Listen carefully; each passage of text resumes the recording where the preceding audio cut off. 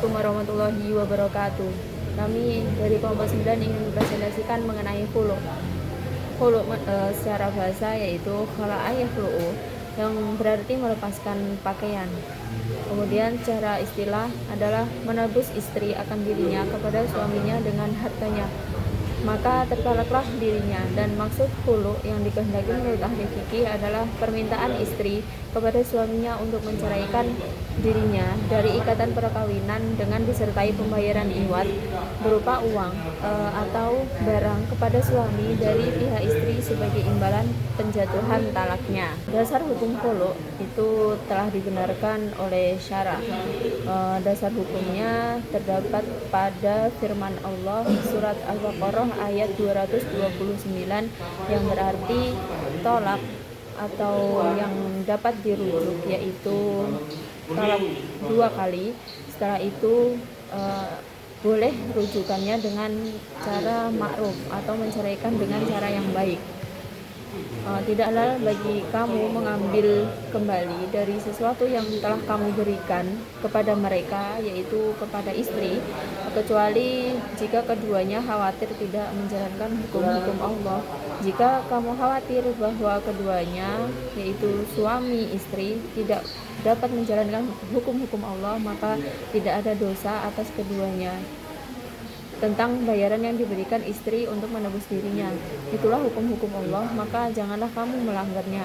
Barang siapa melanggar hukum tersebut, mereka itulah yang orang-orang yang zalim. Hukum yang kedua adalah hadis Nabi Muhammad SAW, yang berarti Ibnu Abbas menceritakan bahwa istri Sabit bin Qais menemui Nabi Muhammad SAW lalu berkata, "Ya Rasulullah, aku mencela Sabit bin Qais itu mengenai akhlak dan cara beragamanya, tetapi aku takut kafir dalam Islam."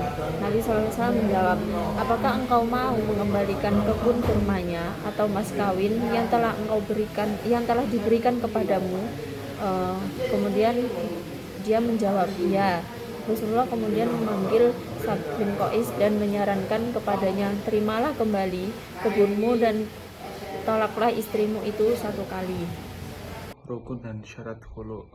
Rukun secara bahasa, rukun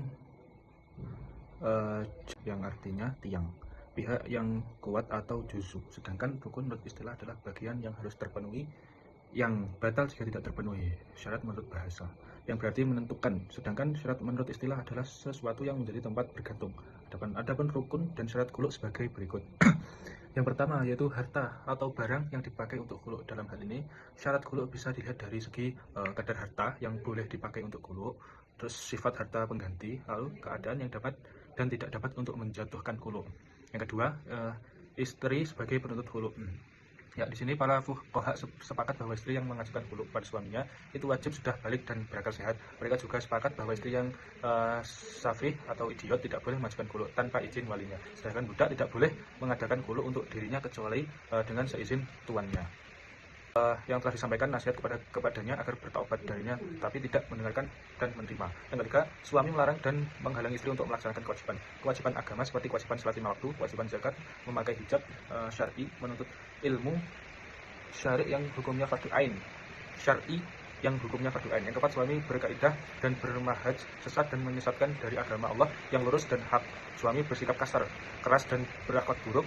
Suami tidak mampu memberi nafkah wajib bagi istri, serta yang terakhir, istri merasa benci dan sudah tidak nyaman hidup bersama suaminya, bukan karena agama dan akhlaknya, tapi karena khawatir tidak bisa memenuhi haknya.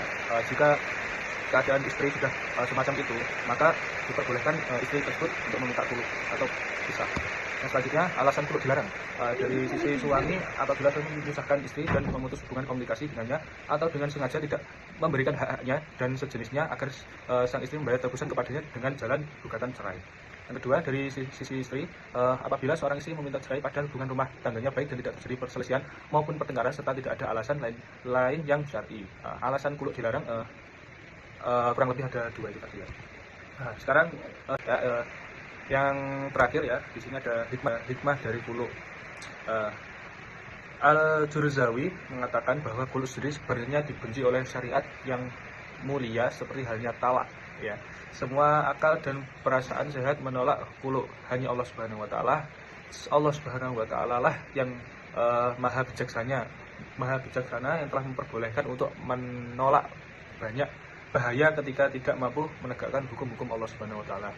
Maksud hikmah khulu di sini yaitu untuk menghindari bahaya, yakni saat terjadinya pertengkaran hebat yang menimbulkan gejolak dan hubungan suami istri hingga keduanya tidak bisa disatukan lagi dalam ikatan rumah tangga, maka khulu diperbolehkan. Hal ini agar keduanya tetap berjalan dalam kehidupan masing-masing dan menjalankan kewajiban sebagai hamba Allah. Mungkin sekian itu penjelasan dari kelompok kami. Bila ada salah katanya, kami mohon maaf yang sebesar-besarnya. Wassalamualaikum warahmatullahi wabarakatuh.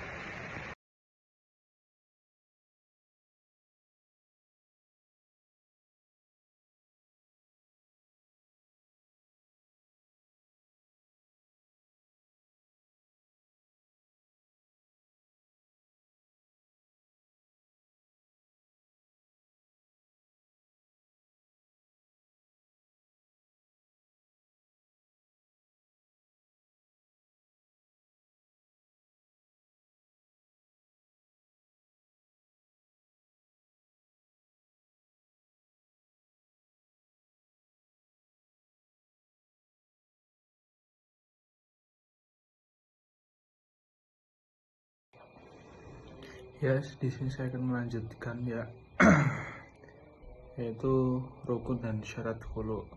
Rukun secara bahasa, rukun